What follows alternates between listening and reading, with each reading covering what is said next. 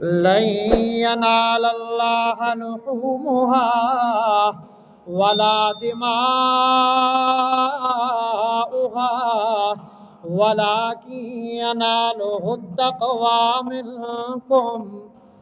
کتنے زبردست انداز میں سمجھایا کہ اللہ تعالیٰ کو یہ جو تم جانور قربان کرتے ہو نا، اللہ کو کوئی گوشت ضرورت ہے؟ اللہ کو تمہارا گوشت نہیں پہنچتا، اور ولا دماؤہا، نہ اللہ تعالیٰ کو ان جانوروں کا خون پہنچتا ہے۔ گوشت تم خود کھاتے ہو، غربا ان میں تقسیم کرتے ہو، رشتہ دار ان میں تقسیم کرتے ہو، اللہ کو وہ نہیں پہنچتا، نہ اللہ کی وہ ضرورت ہے، نہ خون اللہ کو پہنچتا ہے، نہ اللہ کی وہ ضرورت ہے۔ فرمایا وَلَٰكِن يَنَالُهُ التَّقْوَىٰ مِنكُمْ، ہاں یہ جو تمہارا دل ہے نا، اللہ تعالیٰ اس کو دیکھتے ہیں۔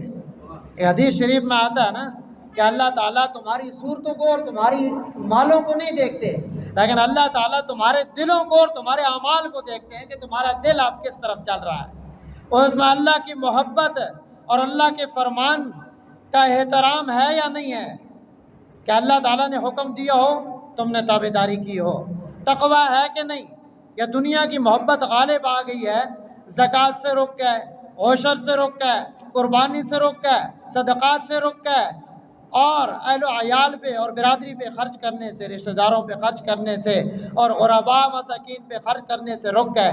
اللہ یہ دیکھنا چاہتے ہیں وَلَٰكِن يَنَالُهُ التَّقْوَىٰ مِنكُمْ، لیکن جو تقوی ہے نا تمہارے دلوں کا، وہ اللہ کو ضرور پہنچتا ہے۔ وہ جو اللہ کی محبت میں آ کے تم اپنا قیمتی مال، خوبصورت مال قربان کرتے ہو نا، تو پھر وہ اللہ کو پہنچ جاتا ہے۔ پھر اللہ کرتے کیا ہے؟ فرمایا مَنْ ذَا الَّذِي يُقْرِضُ اللَّهَ قَرْضًا حَسَنًا فَيُضَاعِفَهُ لَهُ أَضْعَافًا كَثِيرًا، اللہ اس کو بڑھاتے ہی رہتے ہیں۔ کتنا بڑھاتے ہیں؟ اضعافاً، دگنا ترگنا نہیں، کثیرہ کثیرہ، بہت زیادہ اللہ تعالیٰ اس کو بڑھا دیتے ہیں۔ کل حدیث شریف میں آتا ہے کہ جب قیامت کا دن ہوگا تو میزان میں اس جانور کے بال، اس جانور کے سینگ، جو ہمارے نزدیک کوئی معنی نہیں رکھتے، کوئی قیمت ان کی کوئی اوقات نہیں ہے، اس کے کھر، اور ایک حدیث شریف میں یہاں تک توجہ ہے، حدیث شریف میں آتا ہے کہ اس کے گوبر تک کو تولا جائے گا۔ کیا شان ہے، اور کتنا بہتر اور خوبصورت بدلہ اللہ تعالیٰ عطا کرنا چاہتے ہیں۔ اس قربانی کے ذریعہ ثواب بھی ہمیں ملے گا، دنیا میں برکتیں بھی ہم سمیٹیں گے، حادثات سے ہم بچیں گے، بیماریوں سے شفا ہمارے مقدر میں لکھ دی جائے گی، امن، سکون، عافیت، برکتیں، رحمتیں ہماری زندگی، ہمارے حصے میں لکھ دی جائیں گی، ہماری اولاد کو اس میں، ان کی زندگی میں، ان کی جان مال میں برکتیں رکھ دی جائیں گی، اور کل قیامت بھی ہماری سنورے گی، جنت بھی ہمیں عطا کی جائے گی۔ اور اللہ تعالیٰ پھر دے کیا رہا ہے، آخرت میں کیا دے رہے ہیں؟ کیا کمال ہے! چھوٹا سا عمل ہے، بظاہر کتنا عمل ہے، کوئی بڑا عمل نہیں ہے۔ بڑا عمل تو وہ تھا جو حضرت ابراہیم علیہ السلام نے کیا تھا، آپ نے بیٹے کو لٹا دیا اور چھری چلا دی، بڑا عمل تو وہ تھا۔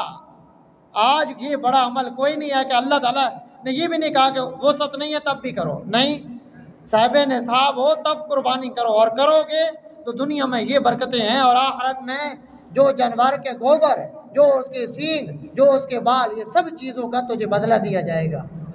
صحابہ کرام نے فرمایا یا رسول اللہ یہ قربانی کیا ہے؟ فرمایا یہ تمہارے دادا ابراہیم علیہ السلام کی سنت ہے۔ تو فرمایا یا رسول اللہ اس میں ہمارے لیے پھر کیا ہے، یعنی کیا اجر و ثواب ہے؟ آپ صلی اللہ علیہ وسلم نے فرمایا کہ جانور کے ایک ایک بال کے بدلے میں تمہارے لیے ایک ایک نیکی ہے۔ بالوں کو گن سکتا ہے کوئی؟ اچھا، صحابہ کرام کی تڑپ دیکھیں اور محبت دیکھیں نیکی سے، اور اللہ کو، اللہ کے رسول کو منانے کی۔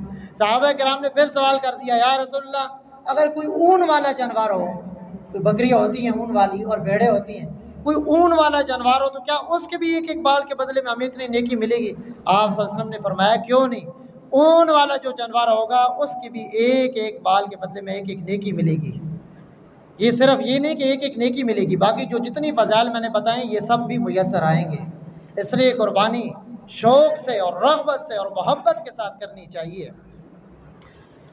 اگلے سبق پہ آ جائیں۔ قربانی نہ کرنے کا وبال بھی ہم نے پڑھ لیا کہ آپ صلی اللہ علیہ وسلم نے فرمایا کہ وہ بندہ ہماری عیدگاہ کے قریب بھی نہ آئے، یہ نہیں فرمایا کہ ہماری عیدگاہ میں نہ آئے، عیدگاہ کے قریب سے بھی نہ گزرے۔ جب اللہ اور اس اللہ کے رسول کے حکم کا اسے کوئی پتہ نہیں ہے، کوئی اس کی تابعداری کرنے کے لیے ماننے کے لیے تیار نہیں ہے، تو پھر عیدگاہ کے قریب سے بھی نہ گزرے۔ گویا کہ منع کیا جا رہا ہے جب ہمارے بن